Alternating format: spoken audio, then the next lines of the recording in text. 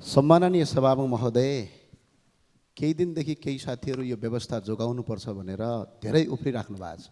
उहाँहरू स्वाभाविक हो। यो व्यवस्था यस्तो व्यवस्था हो, चुनाव हार्ने हरुवा चरुवाहरू मन्त्री बन्दै यो देशको प्रधानमन्त्री बन्ने, चुनावै नजितेर पनि सांसद बन्न पाउने व्यवस्था हो। त्यो भएर यो 16 वर्षको इतिहासमा, अहिले यो 16 वर्षको इतिहासमा 14 पटक सरकार परिवर्तन भयो, झन्डै 1000 मन्त्री भए, 31वटा मुख्यमन्त्री भए, 30वटा प्रदेश प्रमुख भए, 3 जना राष्ट्रपति भए, 3 जना उपराष्ट्रपति भए, झन्डै 3000 त सांसद भए। अनि सबै मिलेर खान पाएपछि यो व्यवस्था उत्तम हो भन्नु उहाँहरूलाई स्वाभाविक हो। र अर्को कुरा, यो व्यवस्था उत्तम भन्नुपर्ने अर्को स्वाभाविक कारण के हो भने आज नेताका छोराछोरी जो यहाँ भाषण गरिरहेछन्, यी नेताका छोराछोरी र केही कर्मचारी र उच्च पदस्थका छोराछोरी युरोप अमेरिका पढ्ने तर गरिब दुखी जनताका छोराछोरी आज दुबई र खाडीमा गएर बेल्चा हान्नुपर्ने, 1 वर्षमा होइन यो 16 वर्षमा 14,000 भन्दा बढी युवाहरू रातो बाकसमा लास भएर फिर्ता हुने, त्यो बनाउनका लागि यो व्यवस्था यिनीहरूलाई अझै चाहिएको छ। 26 खर्ब वैदेशिक ऋण भयो, त्यसका लागि व्यवस्था चाहिएको छ। अहिले पनि यो देशमा अहिले कर्मचारी, नेता र यिनीहरूको सांसद, यहाँका मुख्यमन्त्री, मन्त्री पाल्दा पाल्दै साना राजा, छोटा राजा, महाराजाहरू पाल्दा पाल्दै यो देशमा 1 वर्षमा 15 खर्ब रुपैयाँ खर्च हुन्छ। त्यो जोगाउनका लागि यो व्यवस्था यिनीहरूलाई चाहिएको छ। सम्माननीय सभामा, यो व्यवस्था जनतालाई चाहिएको होइन। के अहिलेको प्रधानमन्त्री जनताले चुनेको हो? के अहिलेको राष्ट्रपति जनताले चुनेको हो?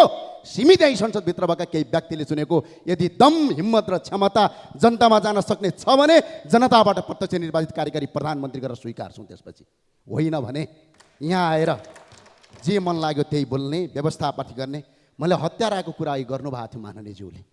म आज अनुरोध गर्न चाहन्छु, मदन भण्डारीको हत्या कसले गर्यो? त्यो हत्या पत्ता लगाउँछु भन्ने मान्छे अहिले यो देशको प्रधानमन्त्री हुन्छ। मदन भण्डारीको हत्या पत्ता लगाउन कसले रोक्यो? त्यसको जवाफ यो संसदलाई चाहिन्छ। हत्याको कुरा गर्नुहुन्छ, राष्ट्रपति तपाईँहरूकै थिए, प्रधानमन्त्री तपाईँहरू हुनुहुन्थ्यो, संसदमा 2 तिहाई थियो। अनि मदन भण्डारीको हत्याको याद आएन? अरू साथीहरूले भन्नुभएछ मलाई, थुनियो। म एकजना व्यक्ति हुँ, तपाईँको यो उत्तम गणतन्त्रको बेला ललितपुरमा चामल बाँड्दा बाँड्दै 9 दिन सिडिओ कार्यालयमा थुनाइ पाएको व्यक्ति हुँ। र आज पनि, अहिले पनि भर्खरै रापरवाका विद्यार्थी युवा नेता निराजन बमलाई तपाईँहरूले चितवनबाट अरेस्ट गरिराख्नु भएको छ। यो तपाईँहरूको लोकतन्त्र हो? अघि एकजना मान्यज्यूले भन्दै हुनुहुन्थ्यो, काण्ड सम्झाइदेऊ, निर्मला पन्तको बलात्कारपछि हत्या भयो। तपाईँहरूका कति गृहमन्त्री फेरिए, कति प्रधानमन्त्री फेरिए, कति पटक वल्लो पक्ष सरकारमा गयो गणतन्त्रवादीहरू। एकजना निर्मलाको हत्यालाई अहिलेसम्म पत्ता लगाउन सकेका छौ? र अर्को कुरा सम्झाइदिन चाहन्छु, बाँदरमुढे घटना याद छ? निहत्या नागरिकलाई बम हानेर मारे हो कि होइन? अझ अर्को घटना सम्झाइदिउँ, लमजुङका शिक्षक मुक्तिनाथ अधिकारीका हत्याराहरू आज यही संसदमा सांसद भएर हिँडिरहेका छन्। यसको जवाब चाहिन्छ कि चाहिँदैन? यो हो व्यवस्था? खुल्ला मञ्चमा उभिएर 5000 मान्छे मैले मारेको हुँ भन्ने व्यक्ति यो देशको प्रधानमन्त्री बन्न पाउने व्यवस्था हो? भारतको दिल्लीमा लुकेर नेपालमा निहत्या मान्छेहरूको मार्नुपर्छ भनेर अगाडि बढ्ने व्यक्ति यो देशको सांसद मन्त्री बन्न पाउने व्यवस्था यो उत्तम हो? यही देशका लागि चाहिए हो यो व्यवस्था? व्यवस्था जनताका हितका लागि। आज कर कति छ? 300% कर छ। हुँदा पैतृक सम्पत्तिमा सम्म तपाईँहरूले लाभ कर लिने गरिसक्नुभयो। त्यो भएको हुनाले यो व्यवस्था जनतालाई चाहिएको होइन। हामीले स्पष्ट भनेका छौँ, सबै मान्छे अठाउने। अहिले पनि स्पष्ट भन्छौँ, प्रजातन्त्र मासिँदैन। न यहाँ प्रजातन्त्र मासिन्छ, न यहाँ लोकतन्त्र मासिन्छ। सिर्फ राष्ट्रपतिको ठाउँमा राजा राखिन्छ, बास यति हो। यहाँभन्दा अरू होइन।